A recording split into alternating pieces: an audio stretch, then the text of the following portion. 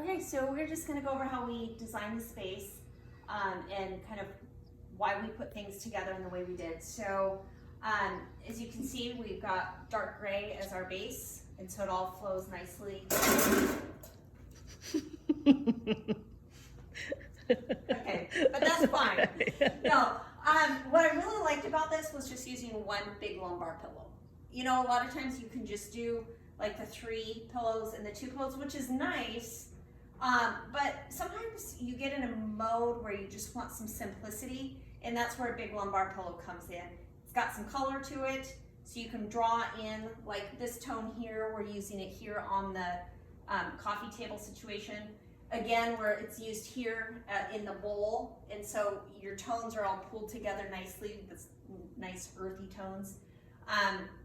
Another really fun piece is this one here, was just custom made, so live plants and faux plants all put together with some colors that all just kind of vibe nicely together. That's just an exquisite piece that you just, it's not overstated, you know what I mean? So that's why I really like that. It's just kind of that calming, earthy feel. And then we just balanced off the 2 chairs with the cream pillows to blend in nicely here with this pot, the lamp. So you can kind of just see how we have like a triangle of color coming at your eyes. So when you look at this space, it really just flows nicely. Nothing's really sticking out as like a sore thumb kind of thing.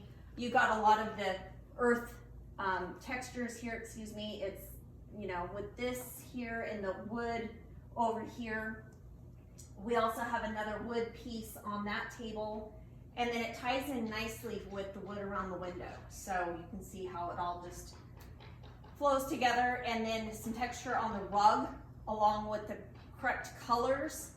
So the colors in the rug match the pillows and the sofa, so it all just was really an easy setting, you know. It just really wasn't difficult to put this together.